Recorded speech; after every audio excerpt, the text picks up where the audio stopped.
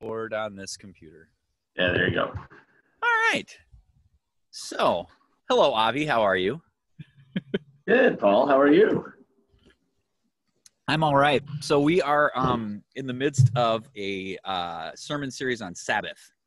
And I thought it would be interesting and appropriate to actually maybe talk to a rabbi about Sabbath and how it works and how it functions, because we in the Christian tradition like to claim Sabbath as something we do, and we do, but it is so different, even though we're citing the same texts, and we just do it very, very differently. So just wanted to talk with you a little bit about Sabbath, how you understand it personally, how you understand it professionally, how it works in terms of church, not church, how it works in terms of, your community, and also how it works for you personally. So we'll just begin with kind of general, from a rabbinic standpoint, what is Sabbath? Sure. It's breaking up a little bit. Am I coming in clear for you? You are. Hopefully this will work. Okay. Yeah, it's a great question. I know we've talked a little bit about it, and I think that there's two sides to the equation. And the first piece that I want to make the pure distinction, if you will, is when I'm talking about Sabbath, I'm talking about the seventh day, and I'm talking about Friday night at sundown to Saturday night sundown, and kind of making a distinction between Sabbath and the Lord's Day, if you will, from a Christian parlance. And I know that you could speak to this far better than I, but certainly there was a moment in the church history, capital C, where the Lord's Day and the Sabbath kind of became conflated and one. And so that a lot of churches observe the Sabbath on Sunday because of that. Let's talk about it as Shabbat and what that means. I think effectively, I think that there are a bunch of different pieces to it. The first layer is God creates the world in 6 days, finishes creation, and when we say finishes creation, God is continuing creation regularly, but finishes that stage of creation, that initial creation, if you will, and then rests from that work. Because, let me take a step back. We are gifted that rest, and we could say we being the Jewish people, we humanity, however you want to take that, but the Jewish community sees Shabbat as a sign of God's blessing and that covenant, and so we are gifted that rest. But there are two layers to that. The first piece is, if I say I'm not going to rest on the Sabbath, parentheses, it's a commandment to rest on the Sabbath, right? It's not like right. Enough, right? But if I say I'm not going to rest on the Sabbath, then I am elevating myself above God, because if God is going to create and work for 6 days, labor for 6 days, and then needs to rest on the Sabbath, and look at me, I can labor for 6 days and I don't need to rest, then that actually ends up being an act of arrogance, right? Now, without getting into the minutia of what is the definition of labor and what is the violation of the Sabbath and all the extrapolation that the rabbis did through the oral tradition over the past several millennia, that's a different conversation, right? We're just talking about labor and rest.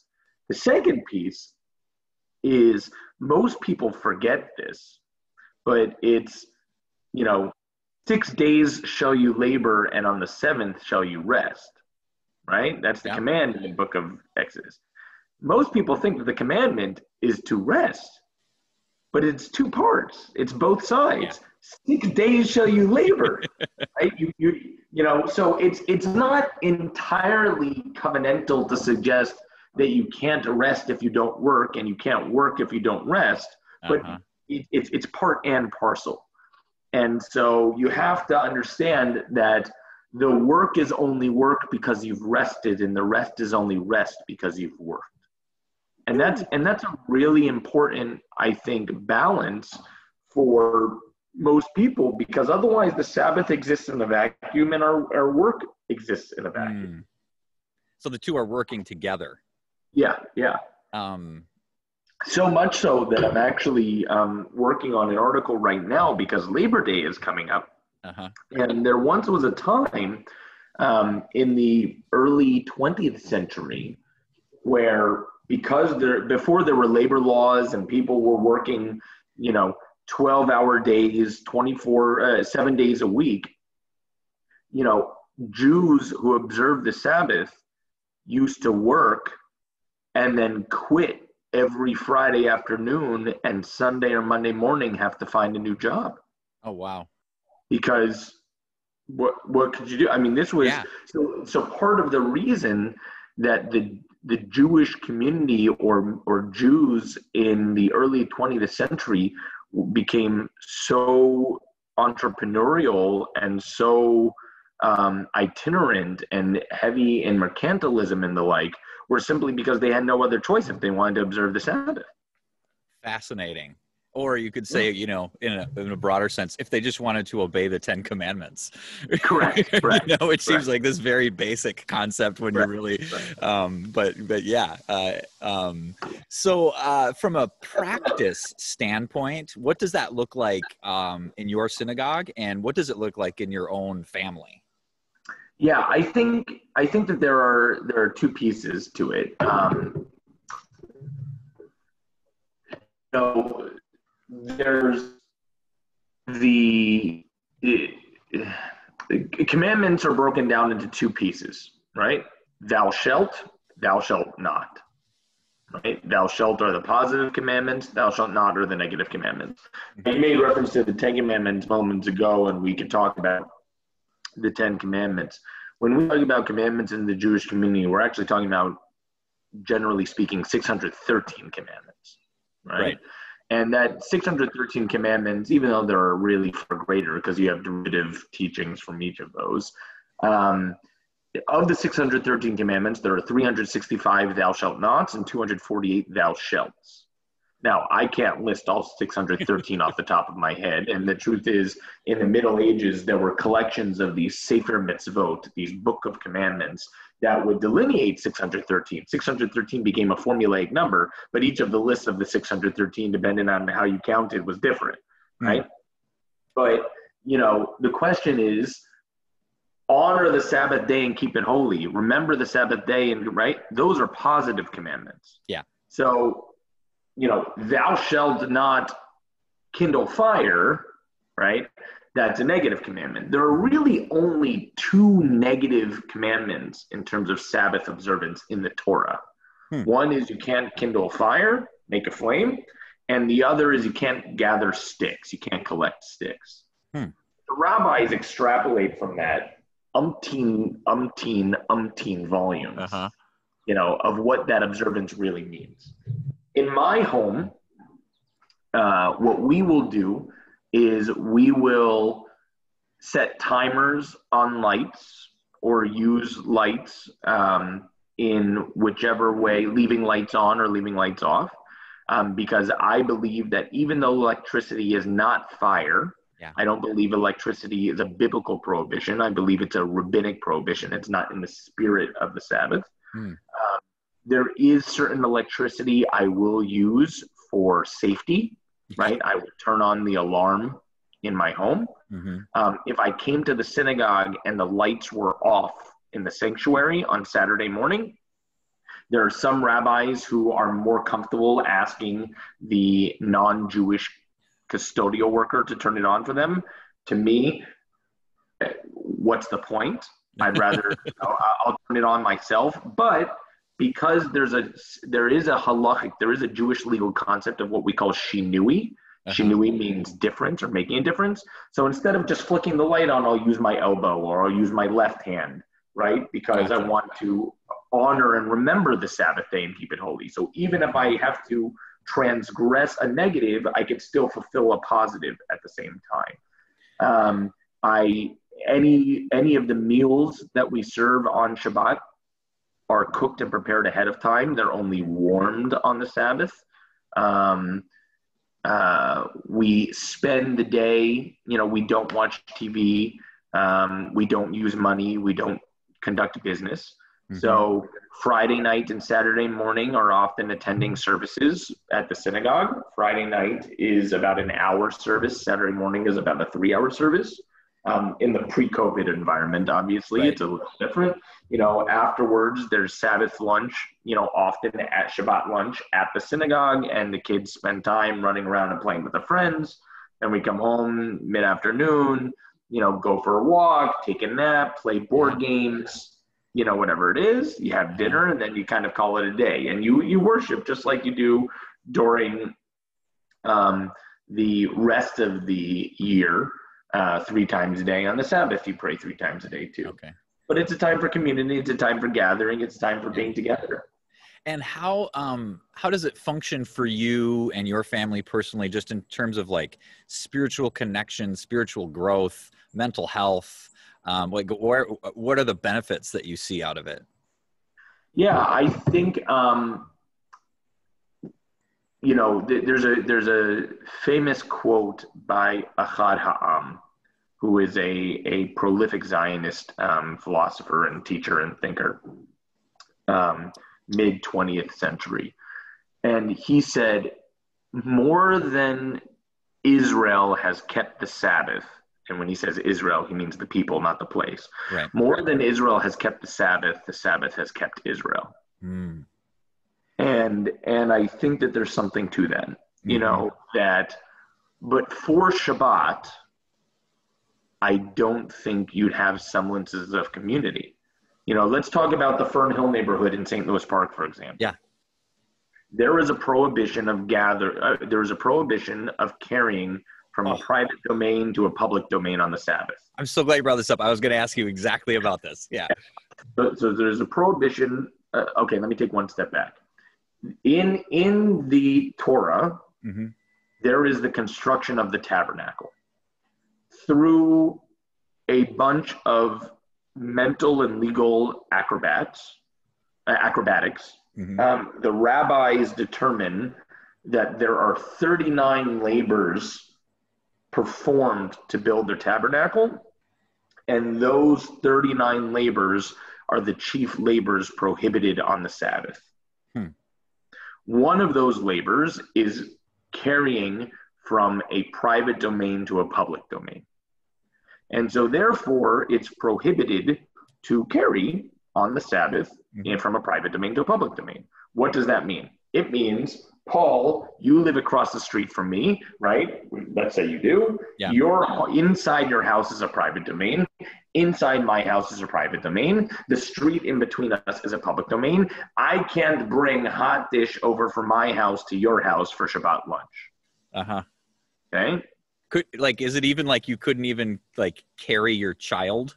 Yeah, until your child can walk on their own. Right. Right? They are an object, which means you can't carry your child. You can't, and by the way, it's not just carrying in your hands. Keys in my pocket is carrying. Oh, wow. Right? This is problematic. If there's anything that's not necessary, right? Like carrying an umbrella, okay? There are people who won't use an umbrella on the Sabbath because it's carrying, because opening it is erecting a shelter, because all these different things. Now, Judaism is very much a religion that's live by the law, don't die by the law, right? Jews, even though there are streams of Judaism and observance that are like, it's okay, I'll sit in the dark, Judaism is not to be a religion of it's okay, I'll sit in the dark. That's why we use timers on our lights. But remember, there is a delicate dance performed between the letter of the law and the spirit of the law. Yeah. Right? Yep. And I'll get to that in a moment.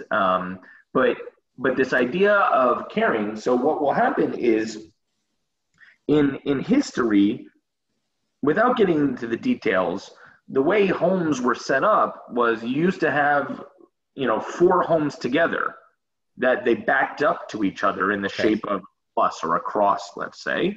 And the center between those 4 homes was a communal courtyard. Gotcha. So the question was, how would those homes transform that communal courtyard into private space? They would all put collective bread there. They would do something. They would declare this as an eruv. Eruv means mixture. Mm-hmm. And so you have what's called an eruv chatzerot, a courtyard mixture.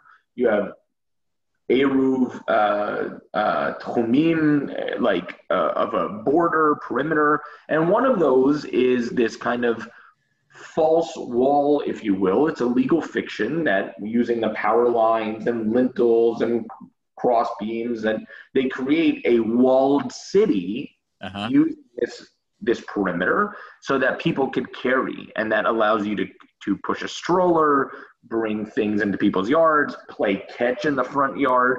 And what that also does is it creates a Jewish community. The second side of that, going back to Chad Ham's comment, is if you are someone who believes that you should not drive on the Sabbath, I won't drive on the Sabbath. I believe that combustion engines is fire. Okay. Yeah. Now Tesla's a whole different ball of wax. We're not there yet. And by the way, riding in the Sabbath is potentially different than driving on the Sabbath. I mean, these are the nuances, right? Yeah. And certainly, everything is out the door for the sake of saving a life, right? If I need to go to the hospital, calling the ambulance, and I'm driving, right? Because the fulfillment of a positive commandment cancels out the transgression of a negative commandment, right? Save a life, okay, overrules violating the Sabbath. So this goes back to this idea of what do we do? So not only do I need to be walking distance to my synagogue on Shabbat, or not only do I want to not worry about carrying, but I need to be walking distance to my synagogue on Shabbat. Now, the definition of walking distance is different for some people. For some people, it's, 3 blocks. My parents happen to live 6 miles from their synagogue, right? Now, my parents will drive to synagogue, but when I or my brother are home for the holidays or whatever, we'll walk. And 6 miles ain't terrible, but it's, it's a hefty walk. That's long, right? And what does that look like? So the Fern Hill neighborhood has one of these eruvs. Yeah.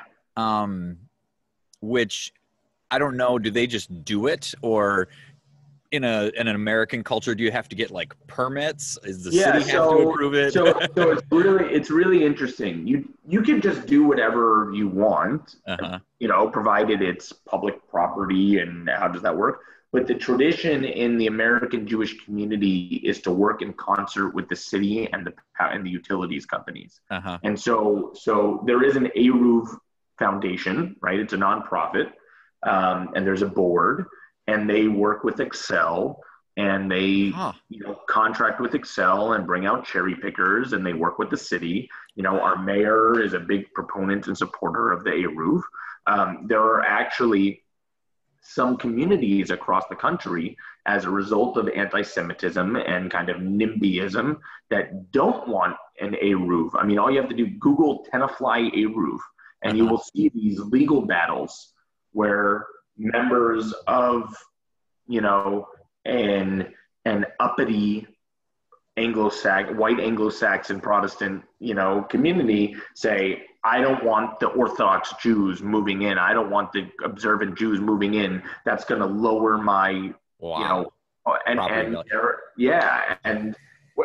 whether that's true or not, I'd like to believe it's not, but you have these legal battles as a result. And by the way, it does create ethnic enclaves, right? So what does that mean? All of a sudden you have an eruv and Jews are living here. So does that mean you have a Jewish day school? Does that mean you have a mikvah? Does that mean you have a synagogue? Does that mean you have a grocery store? All these different things that happen within the context of the eruv.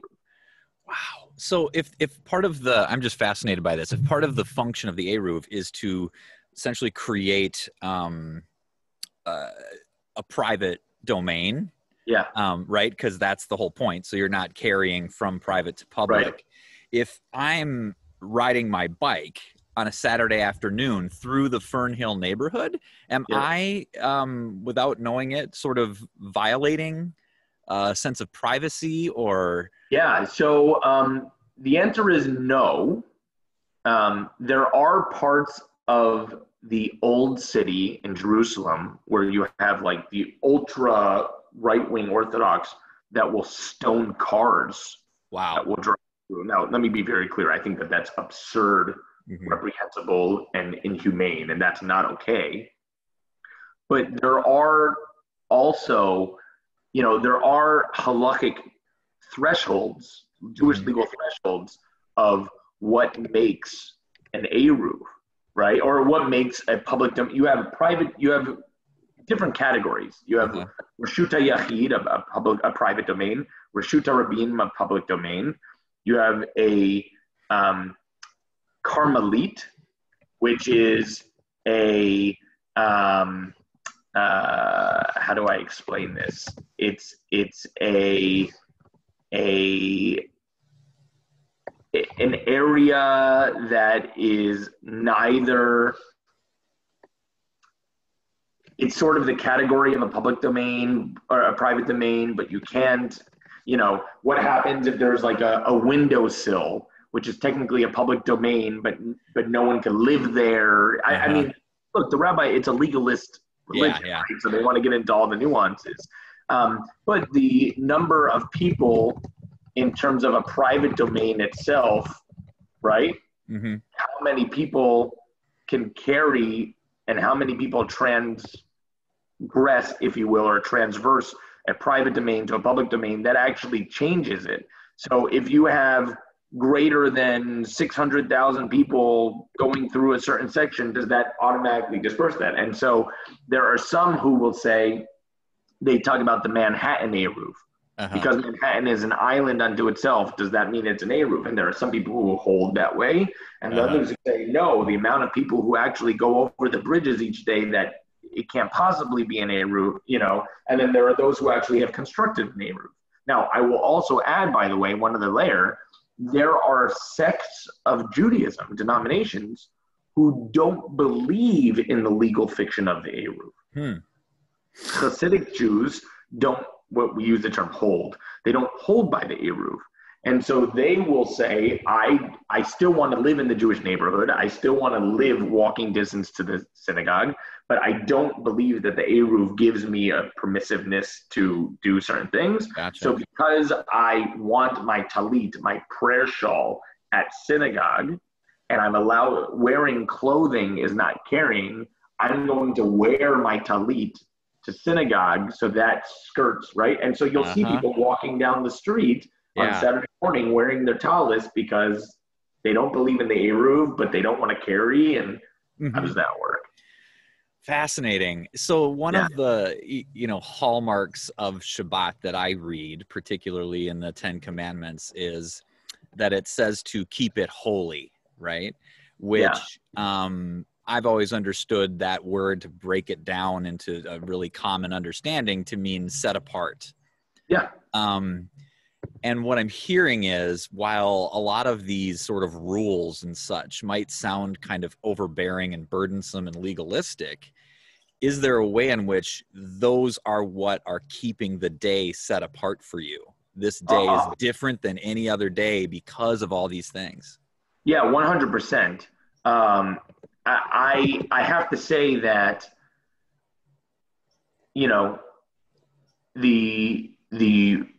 look, I'm a bit of a gourmand, right? So the amount of food and the feasting that we do on Shabbat is different than the rest of the week, right? Friday night dinner is always a 3, 4, 5, 6, 7 course dinner. I'm sitting down and I'm not having a scotch after dinner every other night. It's on Friday night. We're drinking wine throughout the day with the different meals and things like that. That doesn't mean it's drunken revelry. Right. It's a different type of, it's a different type of liberty, if you will. Playing even though we should all be playing board games with our children throughout the week, sitting down and playing Risk over a period of 3 or 4 hours is definitely Shabbat activity. Doing Legos,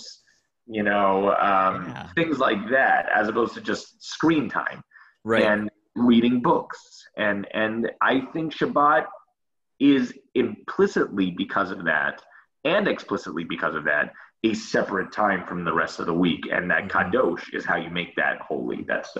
It's not about going to synagogue. It's about doing something different than the rest of the week. Wow. So how does that work? Because your kids are younger right now, right? Like elementary age. How does that work when kids get to be teenagers and, it's America, it's Friday night, it's Friday Night Lights, it's sports, it's how does that go? Yeah, I think I think every family has to decide at what point do children make their own decisions. Is that when they become bar mitzvah? Is that when they enter high school? Is that when they turn 18? I remember when I was growing up, we kept Shabbat.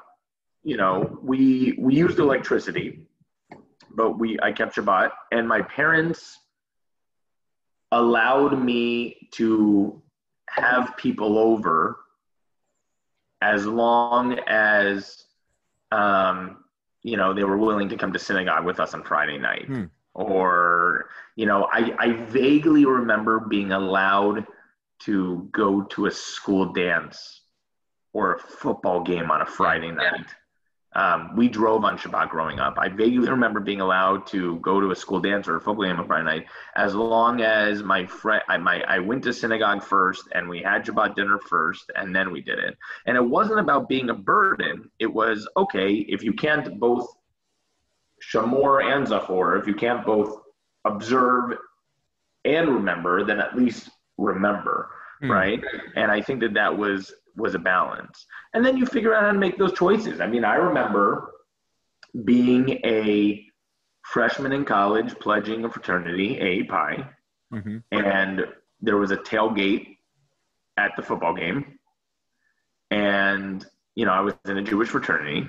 Okay. And I went to Columbia in New York, and Columbia is on 116th Street, and Butler field, the football field at the time, was on 200, 8th. I mean, it's 100 blocks, right?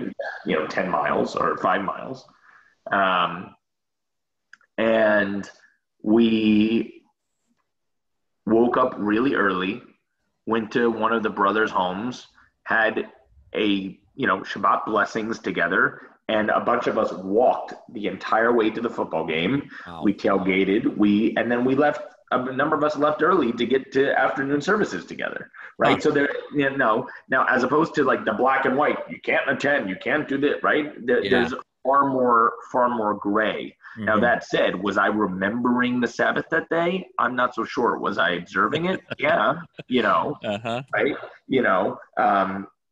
And I will tell you, I remember one of my close friends is a big New York Yankees fan, and they were playing. It was September, October, right? And every 3 blocks, he looked in the windows at the bars to look at the ball game, and it wasn't breaking Shabbat, but it wasn't, right. So. Wow. So how about like your kids? How do they experience Shabbat? And do they look forward to it? Or are they like, oh no, we can't, be on our phones? Or the latter for sure. Not having screens is definitely a drag for them. But the key is not keeping them busy. And COVID has definitely been a challenge. I mean, COVID has led me to invest in like backdoor, outdoor splash pad and pool type things. And, every Shabbat is friend time. So, I will say, and you probably experience this, when you're in a rabbinic family, you're doing far more inviting than receiving invitations, right? I think the amount of invitations that I receive to be at someone's home on Shabbat or elsewhere, I could count on my hands over the course of the year. Wow. But I have people over every single Friday night and every single Saturday afternoon. Half of that is for the kids, and half of that is what I feel is my rabbinic responsibility to entertain. And not entertain, like, let us entertain, Right. Host. Right, host, right, hospitality. Yeah. And I think that for the kids, the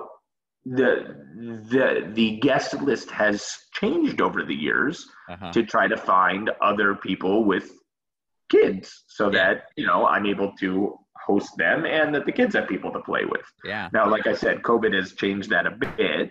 Yeah.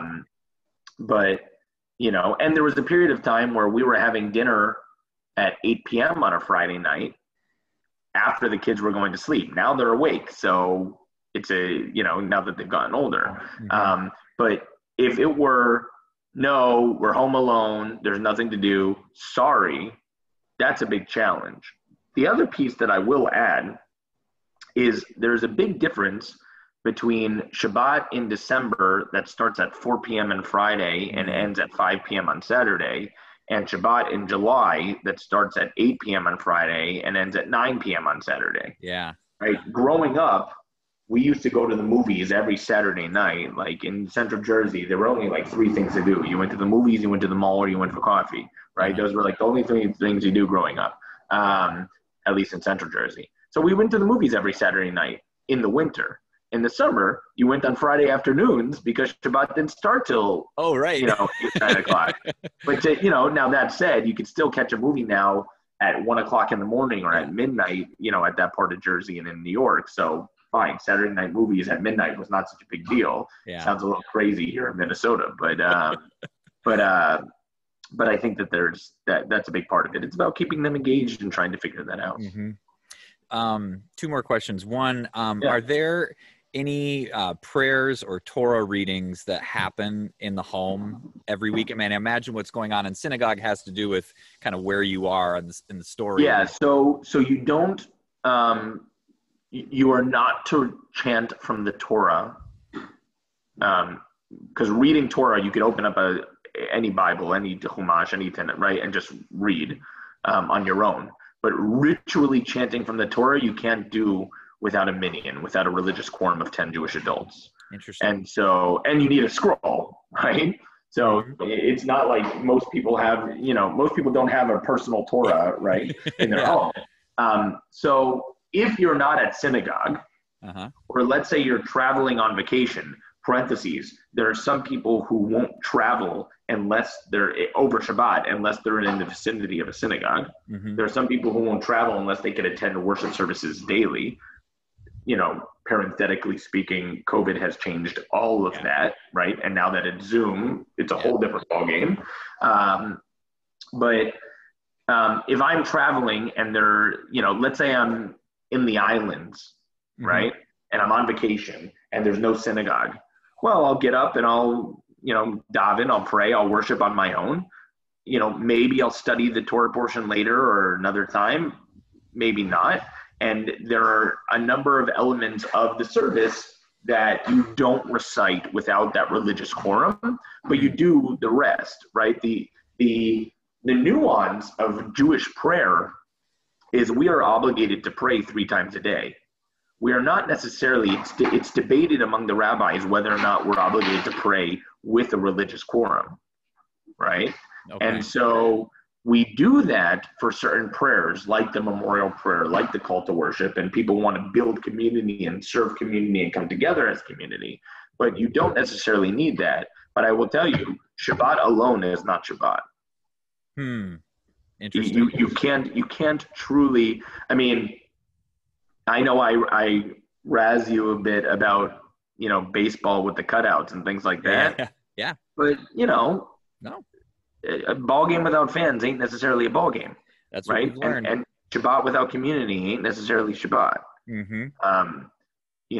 They're as opposed to the person who enters the Catholic cathedral and looks up and sees the vast space and is meant to feel small in the world and the greatness of God and the vastness in this moment of aloneness, right? Shabbat is supposed to create the exact opposite feeling. That you are immeasurably immersed in community at all times and interwoven in community at all times, because ironically, and this works for you and I who are, or you and me who are extroverts, right? I have to imagine, not being an introvert myself, Shabbat is a major challenge for introverts because on one hand, it's like, I just want to sit in my room and read the whole time, which is a great way to observe Shabbat. But if it's also coming to synagogue and it's fellowship all the time, like it's a different ballgame, and that's really challenging. Well, contrary to popular belief, I am actually an introvert, but I'm borderline. I know you're more in between than I. That's okay. But so last question, and this was just something I read in a commentary that I found fascinating. It was kind of comparing just the way Shabbat works technically with the way American culture works. And this commentary, I just would like to hear what you think about this, and if this is a part of how Jews generally think about Shabbat. But what they said was, it's interesting that Shabbat begins with evening and, in a sense, rest and going to sleep. And in Western culture, our days begin with work and then rest. But the Jewish day starts with, well, the Shabbat day anyway, starts with rest. I had never really thought about that. The Jewish calendar itself, a day starts in the evening, right? Uh-huh.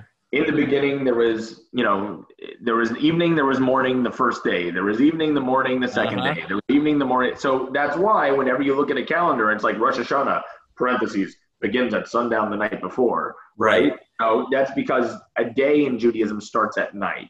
Right. And so Shabbat begins that way. I had never reflected on the idea that you begin with the rest.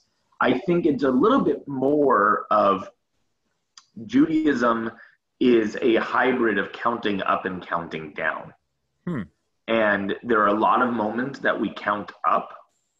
And I wrote about this past spring after Passover, the idea of when you count down, you're building anticipation. When you're counting up, you don't worry about the end. You're just keeping track and keeping progress, which is a great, theme with regard to the pandemic. If you're counting down and then you're still there, it's like, what happens, right? But if you're counting up, then, right? But I think that the other side is there is very much a falling action, so that Shabbat starts, robust and joyful and loud and singing. But by Saturday afternoon, there's a relative melancholy, bidding farewell to Shabbat for the rest of the week. And then Saturday night, when Shabbat ends, then it's let's party and let's get right back into it. And there's, because there's a Jewish mystical teaching that every day we're granted our soul again. When we wake up, we're granted a soul, and when we go to sleep, we die a small death, and God holds on to our soul while we sleep. But on Shabbat, we're granted two souls. And when Shabbat ends, we have to bid farewell to that second soul. And that's like almost a spiritual death at the end of every week. And so to start in the morning and get to the night, you can't go through that full evolution. You have to kind of start the night before to truly experience that cycle. And the other piece of that, I would say, is because Shabbat is technically 25 hours, right? That's the Kadosh piece. You take a little bit from the week before, a little bit from the week after, and you glom on and you get Shabbat. It's bookended, right? You light the candles before sundown. You end Shabbat after the stars come out, And I think that block of time, you can't truly appreciate the cycle, again, for the sports analogy, right? When we're talking about a double header, a double header is different than a home and home series. Yeah. Right? A home and home series is likely far more enjoyable than the double header, because the double header, by the time you reach the second game, you're sort of bored and fatigued, and it's like, all right, I just watched 18, right. But the home and home series or a 3-game homestand, you're like, I'm going through the whole evolution. I'm watching how this is changing. And Shabbat is a little bit more of the homestand than the doubleheader. And that kind of build over a period of time. Excellent. Well, is there anything else you just feel like, people should know this about Shabbat or about the concept of Sabbath? Yeah, the last thing that I will add is whether or not we recognize it, we live in a Christian nation. And so as a result, even if you're not fully Jewish observant, but you still observe Jewish time, right? Meaning you might not keep the Sabbath, but you still go to synagogue every Saturday. You might not keep the Sabbath, but you still recognize that that's your day of rest, whatever it might be. As a result, if you are an active member of society, you are going to be forced at some point in your life to either sacrifice your engagement in society or sacrifice your engagement in religion.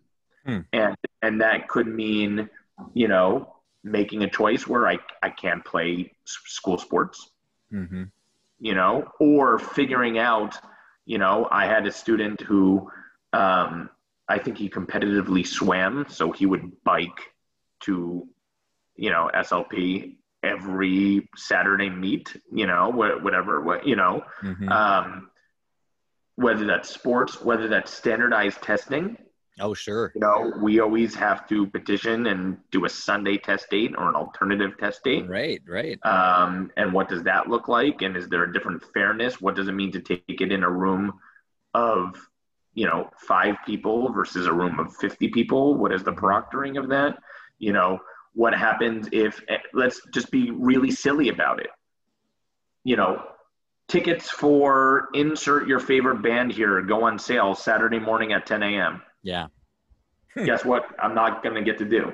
No, right. You're not going to go see the boss. Or you want to go see Hamilton or Saturday Night Live or whatever it is. Lineup starts up Saturday morning right?